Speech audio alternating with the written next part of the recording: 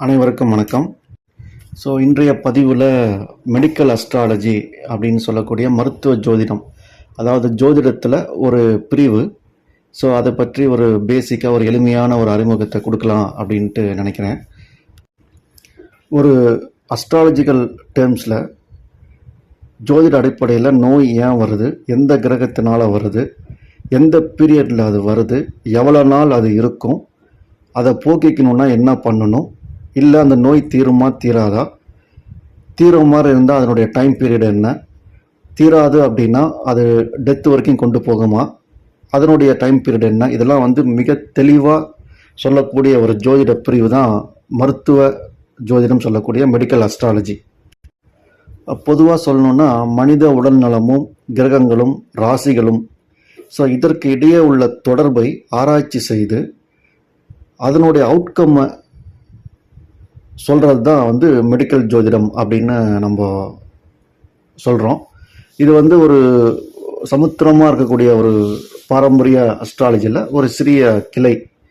அதாவது நம்ம பிறந்த நேரத்தில் கிரகங்களுடைய தன்மையை ஆராய்ச்சி செய்து மனித உடலினுடைய பலவீனம், நோய் ஏற்படும் வாய்ப்பு, உடல் தன்மை போன்றவற்றை காட்டக்கூடிய ஒரு கண்ணாடியாக இந்த மெடிக்கல் அஸ்ட்ராலஜி இருக்குது.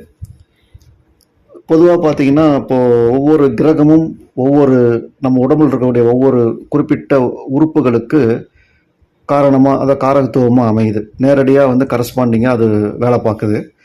இப்போ சூரியன் எடுத்துக்கிட்டிங்கன்னா இதயம், எலும்புகளுடைய வலிமை, இதய நோய், இரத்த அழுத்தம் அப்படின்றதுக்கு அந்த மாதிரியான அட்ரிபியூட்ஸ்க்கு டைரெக்டாக ப்ரொபோர்ஷனேட்டாக ஒரு காரணமாக அமையுது. சந்திரன் எடுத்துக்கிட்டிங்கன்னா மன அழுத்தம், மனநிலை மாற்றம், உடம்புல இரத்த ஓட்டம் போன்றவற்றுக்கு காரணமாக அமையுது. இதே மாதிரி செவ்வாய் அப்படின்னா இரத்தம் உருவாகக்கூடிய இடம், எலும்பு மஜ்ஜைகள், தசைகள். இந்த மாதிரியான விஷயங்களுக்கும் புதன் நரம்புகள், நரம்பு கோளாறு போன்றவற்றுக்கும். குரு எடுத்துக்கிட்டிங்கன்னா நம்மளுடைய மிக முக்கியமான ராஜ உறுப்புகள், இதயம், இதய தசைகள், இதயத்துக்குள்ளே இருக்க கொழுப்புகள், உடம்புல பொதுவாக சேரக்கூடிய கொழுப்புகள், வயிற்றில் இருக்கக்கூடிய கல்லீரல், மண்ணீரல், பித்தப்பை போன்ற இந்த மாதிரி சில முக்கிய ராஜ உறுப்புகளுக்கு குரு காரணமாவார். ஒரு சில நேரங்களில் சில மற்ற கிரகங்களுடைய சில காம்பினேஷனில் சர்க்கரை வியாதிக்கும் காரணமாக அமைவார்.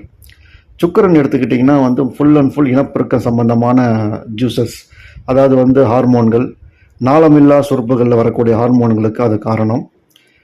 சனி பகவான் எடுத்துக்கிட்டிங்கன்னா நாள்பட்ட வியாதி, இடுப்பிலிருந்து கணுக்கால் வரை உள்ள அந்த அந்த கீழ்ப்பகுதியில் உள்ள ஏற்படக்கூடிய பிரச்சனைகள், உடம்பு குளிர்ச்சி, சளி மற்றும் மூட்டு வலி, எலும்பு மூட்டுகளில் ஏற்படக்கூடிய பிரச்சனைகள், எலும்புகளின் உறுதித்தன்மை, இதுக்கெல்லாம் சனி பகவான் காரணமாக இருப்பார்.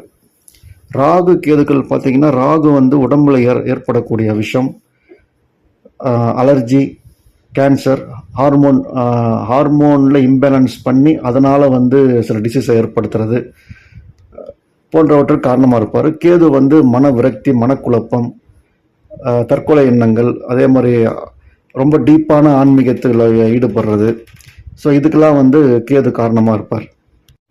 இப்போது இந்த கிரகங்களை ஆராய்ச்சி செய்து இந்த கிரகங்களுக்கும் ராசி மண்டலத்துக்கும் உள்ள தொடர்புகள், ஒருத்தர் பிறக்கும் பொழுது இப்போ மேச ராசி நமக்கு உதாரணமாக தலையை குறிக்கும். தலையில் கேது இருக்காருன்னு வச்சுக்கோங்களேன். அவர் ஒரு வைநாசிக தன்மை வாங்கியிருக்காரு. அதாவது வலி, உடல் வேதனையை தரக்கூடிய தன்மைகளில் மெடிக்கல் அஸ்ட்ராலஜியில் ஒரு டேர்ம் வைநாசிகம் அப்படின்னு சொல்லுவோம்.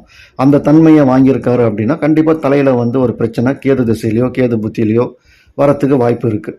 அந்த மாதிரி நம்ம கரஸ்பாண்டிங் பண்ணி எல்லா ராசி மண்டலத்தையும் பார்த்துக்கிட்டே வந்தோம்னா நம்மளுடைய ஒரு ரிப்போர்ட், மெடிக்கல் ரிப்போர்ட் மாதிரி நம்ம ஒரு சுலபமாக நம்முடைய நோய்களை முன்கூட்டியே நம்ம அறிஞ்சிக்க முடியும். எந்த மாதிரியான வைத்தியம் எடுத்துக்கணும், இங்கிலீஷா இல்லை ஆல்டர்னேட்டிவ் மெடிசனா, எப்போ அதை எடுத்துக்கணும், எந்த டைமில், எந்த நாள் நட்சத்திரத்தில் இந்த மாதிரி மருத்துவம் ஆரம்பிக்கணும். இந்த மாதிரியான ரெக்கமெண்டேஷன் கூட மருத்துவ ஜோதிடம் கொடுக்கும். இப்போ பொதுவாக நான் ஏற்கனவே சொன்ன மாதிரி இப்போ ராசி மண்டலத்தில் மேசம் தலையையும், ரிஷபம் கழுத்தையும், மிதுனம் தோல், கைகள் தோள்பட்டை, அந்த மாதிரியான ஏரியா, அந்த மாதிரி உடலில் இருக்கக்கூடிய அந்த மாதிரியான பகுதிகளையும், கடகம் மார்பு, சிம்மம் இதயம், கன்னி குடல், துலாம் சிறுநீரகம், விருச்சிக ராசி வந்து இனப்பெருக்க உறுப்புகள், தனுசு ராசி வந்து தொடைகள், அதே மாதிரி மகர ராசி வந்து முழங்கால், கும்ப ராசி கால்கள், மீன ராசி பாதம். இதெல்லாம் வந்து பொதுவாக காலபுருஷ தத்துவத்திற்கு பொதுவாக நம்ம கரஸ்பாண்டிங்காக என்னென்ன உறுப்புகள் வந்து ஈக்குவலாக வருது அப்படின்றத பற்றி நமக்கு குறிப்பு இருக்குது.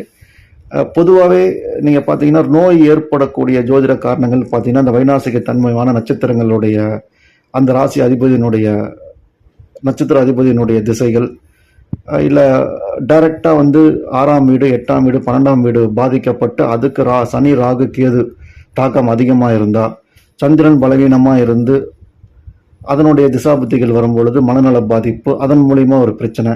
ஸோ இந்த மாதிரி கிரகங்களை ஒட்டி நட்சத்திர அதிபதிகளை ஒட்டி நம் நோய்களை வந்து கண்டுபிடிக்க முடியும் மெடிக்கல் அஸ்ட்ராலஜியில்.